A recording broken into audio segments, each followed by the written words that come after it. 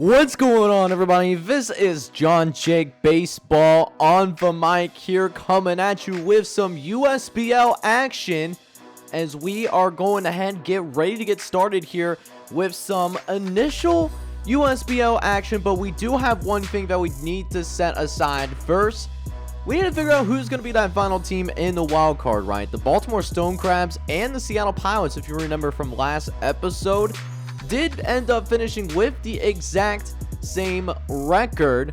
So with that being said, we're going to see these two teams play each other, see what ends up happening here, as the Seattle Pilots do get off to a really good start, as Elvis Andreas ends up with his 14th home run of the season, but Michael Fulmer will end up eventually calming down a little bit. So guys, like I said, man, not only are we going to settle this, but we're also going to be watching some wild card games, so it's going to be a good episode all in all. So make sure you smash that like button for me. Hit subscribe as well if you happen to be brand new to the channel, like what you see, and also hit me up down in the comments as well, as we're going to see potentially a big home run here for Barry Escostado, the 6th home run of the season for him, coming at a key moment in this game, as it ends up tying it for the Baltimore Stone Crabs at 1 apiece here, as we do end up going into the bottom of the 6th inning. Things were still tied, but Thomas Edman does end up changing that real quick. A solo shot for him gives him a 2-1 lead for the Seattle Pilots, and it's a win or go home situation. Whoever loses this game, their season is going to be done. The winner will be going to the AL wildcard, will be going on the road, and they're going to end up taking on a relatively good Minnesota Ducks squad, from the AL Central. So, going to be a tough battle, tough sledding for whoever wins this game, but it looks like Seattle might come out on top here, as Yanni Diaz, he's going to end up striking out here in the top of the 9th inning. A good start for Brandon Workman, getting him out in only 3 pitches. We'll see if he can get the job done now, as Manny Machado coming up to the plate here, looking to try to get that swing, but he's just going to go ahead and do a little bit of window shopping, because he strikes out looking. And then Pete Alonso, same result for him, man. Brad Workman going about just shutting them down in the top of the 9th inning, and that's a huge inning for the closer, as Seattle will end up winning this one by a final score of 2-1. They will advance to the AL wildcard game. So with that game concluding with Baltimore and Seattle playing a pretty close game, as y'all just saw right there, we finally have the playoff field set. The Seattle Pilots will be the 10th and final team that will make it into the postseason for the very first ever USBL playoff appearance. And now we got the field all set and ready to go. We got now our 2 wildcard games. We got Seattle and Minnesota, which will be played shortly. But then first, how about the NL wildcard? We got the New Orleans Kings taking on the San Francisco Seals. Should be some great playoff action. If that first game was an indicator of it, I can't wait to see how the rest of it goes down. But now that we do have all the playoff spots finally settled, let's go ahead and get into some actual playoff games now. We start off with the NL wildcard, where the New Orleans Kings will go on the road to play against the San Francisco Seals. Now, the Seals did finish one more game ahead of the New Orleans Kings. They had a record difference of like 1 game. So the San Francisco Seals are going to be here at home, and it's a big crowd here at home, as we go ahead and jump into the bottom of the 2nd inning, where Max Scherzer is actually on the mound for the New Orleans Kings. So he's certainly the right guy to have in this playoff situation.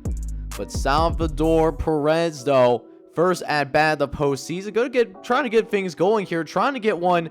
It seemed like a routine ground to third base, but a really bad error is going to get Salvador Perez all the way to 2nd. If he had more speed, that could have even gotten to 3rd base.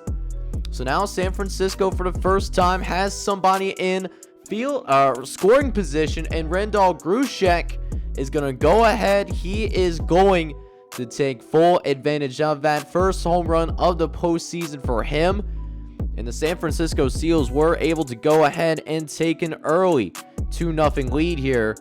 As we jump to the bottom of the third now, Paul Goldschmidt is at the plate, but Ozzy Albies tries to steal second base, and it's not a bad lead, it's just, couldn't get necessarily to his max speed that maybe he's accustomed to. So now there's 2 outs here in the bottom of the third inning, and look at what happens. Paul Goldschmidt hits a home run, couple runs later, but it's only a solo shot. It's not a 2-run home run, though. So San Francisco loses out on the run. We'll see if that hurts them later on down the road, but it looks like San Francisco is just going to simply keep banging as we have yet another home run. Randall Grichuk is going to come in there. He gets his second home run, third home run for the San Francisco Seals offense. It actually forces Max Scherzer to be done early. We're here in the bottom of the 5th inning. Max Scherzer cannot even go 5. So now Connor Brogdon's going to come in, and on his first pitch, he actually gets stolen on by Victor Reyes. He's able to get in before the tag could successfully be applied. And Ozzy Albies, while still at the plate, how about this? Victor Reyes going to take third base now. Oh my goodness, look at this steal right here. This was a close one. Ryan Turner just could not get the tag down in time. So same at bat for Ozzy Albies, 2-1 count. And that hit over the middle is actually going to bring in Victor Reyes home. So a really nice job there by the San Francisco coaching staff for being able to go ahead and get the extra runner home. And they're being super aggressive on the base paths, although this time around, again, another stolen base attempt by Ozzy Albies after he got the single that brought in Victor Reyes.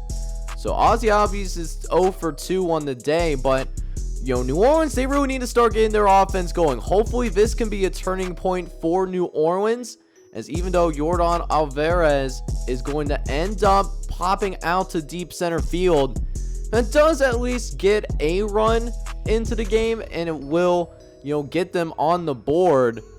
But we will see a change here from San Francisco, though, as John Curtis is going to come to the game. He has a lot of experience in the regular season. First time in the playoffs, obviously, and it's not off to a good start for him, as New Orleans is trying to put together a rally here. We now got runners at second and third base. And these New Orleans Kings, man, they are trying to go ahead and make a move. Anthony Santander coming to the plate here. Runners at second and third base. The first pitch of the inning, deep to center field. It's going to be another pop out, but looks like it's going to bring in yet another run. And all of a sudden, New Orleans is back in this game. We'll end up still stranding a runner, but it is down to a 2-run difference. Well, let's see if Connor Brogdon can put together some clean innings, but Randall Grichuk just has something different planned for this team, man. I swear. How about showing up in the biggest moment? Randall Grichuk, third home run of the game for him. He's been on absolute fire. Randall hitting some bangers. As Victor Reyes now comes to the plate here. 1 for 2 on the day. Batted .262 during the regular season. As Reyes, he's going to go ahead, try to get this out to left field. And it almost dives in there. It's no good. Reyes trying to stretch this into a triple, but he's going to be gunned down. And Reyes trying to get too cute, trying to get a little too aggressive. It ends the inning. Could cost San Francisco yet another run, even though they still have the lead here. As we jump into the top of the 8th now, Justin Turner trying to get something going on offense. It is, a strikeout swinging. As now, Yordan Alvarez, couple batters later, he's going to hit one deep into right field, and they already know that ball is gone like a girl in a country song. Home run for Yordan Alvarez. And now New Orleans, they've been chipping at it here the last couple of innings. They're right back into this game all of a sudden. It is now just a 1-run difference. As we now have 2 outs here in the top of the 8th inning. Shane Green is actually going to come in in pitch. He's had 42 regular season appearances, and Shane Green gonna get the job done here. Wilmer Flores grounds out right to the pitcher, and the lead will end up being preserved for the San Francisco Seals. As now, bottom of the 8th inning, Ozzy Albies and company looking to go ahead and get some insurance runs before we go ahead and get things going here with the 9th inning. As Paul Goldschmidt, he's going to send another one deep into left field, and the only thing questioning is that a fair ball? And it looks like it's going to be ruled as shut. Another home run for Paul Goldschmidt. Ryan Brazier now has to come to the game because of it, trying to, do damage control. But then look at that, literally the very first pitch, Nick Castellanos, another solo shot for him. San Francisco has been really getting a lot going. It's a dangerous lineup between Paul Goldschmidt. They got Nick Castellanos. They even got Josh Donaldson on this team as well. This is a very good hitting squad. We'll see how far their pitching can take them, though. But as of right now, San Francisco does have a 3-run lead as Brad Hand will come in here 16 for 16 on save opportunities thus far on the season. And we'll see if he can go ahead, close out this game. San Francisco now 2 outs away from winning the wild card and advancing to the NLDS to take on the Philadelphia Patriots, as we have yet another strikeout there. 2 strikeouts in a row for Brad Hand. And how about making it 3 strikeouts? No, maybe potentially 3 strikeouts in a row. Luis Arias comes up to the plate. He actually does go ahead and give this a nice shot, but it is just a weak fly out to center field. And the San Francisco Seals defeat the New Orleans Kings by a final score of 8-5. And that will go ahead and send them to the next level than NLDS. So we already seen the Seattle Pilots play in this episode in order to make it to the wild card. But now they have another sudden death game that we have to play, and this will be on the road for Seattle. They go and take on the Minnesota Ducks from the AL Central. And you know what, Minnesota, they're sending out some good pitching. They're sending out Luis Castillo, and pitching for the Seattle Pilots, Carlos Rodon, who has struggled this season, a 5.38 ERA, but they will still go ahead and give him the nod regardless of that. Bold strategy. We'll see if it works out for him as Fed Gonzalez takes it out left field, and it is the first batter. Don't need to wait very long for the very first run. Home run for Minnesota, as Carlos Rodon will settle things down a little bit. So that is the only run that Minnesota will end up getting. But now we will have to see if the Seattle Pilots squad is willing to go ahead and respond. We'll see if they got it in him, as Tommy Edmonds at the plate for Seattle. This looks like a really good ball, and Luis Castillo, he's going to end up giving up a home run of his own. So Tommy Edman gets involved in a home run game, and that ties things up for Seattle, as Rafael Divers, literally the very next batter. Are we in a middle bit of a Drake song? Because they just went back to back in order for Seattle to take the lead here in the top of the 3rd inning. But Aaron Judge, though, he cannot capitalize. He will end up striking out swinging. So no more damage being done, but the Seattle Pilots will, at least for right now, take the lead. As we'll go ahead now, jump to the bottom of the 6th inning. Carlos Rodon is still in the game. He's still dealing, but a little bit of pressure being applied to Seattle all of a sudden, as Rodor does end up stealing second base. And it's a really nice jump as well. Does help a little bit that the throw could have been a little bit better. As now we jump to where there's bases loaded. There's been a couple of walks here. It's Tatis Jr. He's at the plate, and that's probably a good move for the most part. Don't want to let him swing the ball. It's best to just let him walk, even though it does allow a run.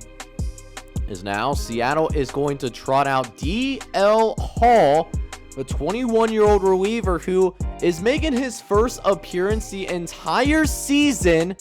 Does end up getting the ground out, But that being said, Minnesota will take the lead. Still not a lot of damage done yet, as Ronaldo Nunez, he's going to have something to say about it, though. And he's single. Brings in 2 more runs.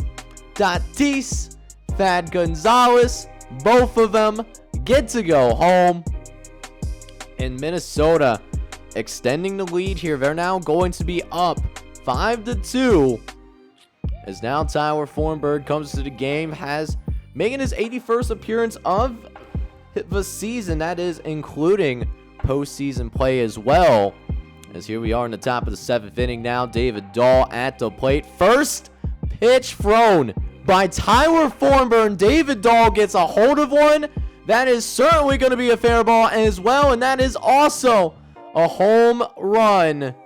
As now Harrison Bader at the plate, trying to see if Seattle can be a little bit more aggressive on the base paths.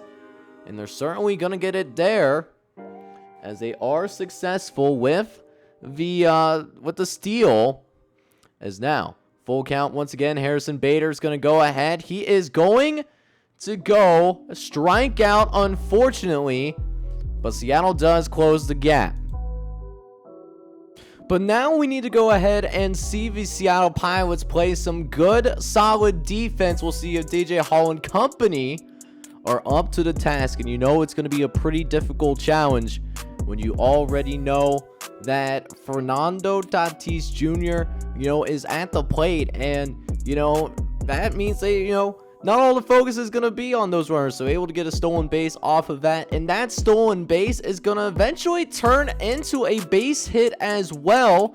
Actually make that a 2 base hit, as we end up seeing a double. And that adds on to the lead for the Minnesota Ducks, as Andrew Chafin comes to the game here in the top of the 8th inning. Tommy Edman looking to help strike back, and look at this moonshot out into left center field, and it is going to be gone like a girl in a country song. That is a 2-run home run that we just saw go out. And now Seattle only down by 1 run. They are certainly trying their best to come back and win this baseball game. Go to the ALDS. Winner will end up playing against the Chicago Freeze. And knowing so, they will go to the bullpen again. Emmanuel Klaus coming in. Runner on third base. 2 outs. And look at that. Huge strikeout there. Preserving the lead for the Minnesota Ducks. You love to see the momentum swing that we just noticed right there. Huge strikeout for Emmanuel Klaus. And it takes them into the 9th inning. Trevor Rosenthal able to get in there to potentially close things out here. 3 outs away from going to the DS, but it's not done yet here, as you will end up seeing a runner on first base. We do end up seeing a single, as now we will see a pinch runner. Greg Allen coming to the game, trying to get some additional speed out on the base path, as Harrison Bader trying to get up to the plate. And look at that. Greg Allen tries to steal from the jump. And look at that. Greg Allen gets called out at second. Not what you want to see from your pinch runner. You absolutely hate to see it. Now all of a sudden it's all down to the last strike, and Harrison Bader taking care of business. Minnesota Ducks are going to go ahead and win this game by a score of 6-5 in order to go on to the ALDS. So that will go ahead and conclude both the wild card portion of the USBL playoffs as well as the one tiebreaker that we had, man. Next episode, we will watch at least, 4 games of the NLDS, the first part of the divisional series, like throughout the USBL. It should be a good one, man, so make sure you smash that like button, hit subscribe if you happen to be brand new as well. This is JohnJake on the mic signing off, but I'm hoping you're all out there having a good one. Take care, everybody.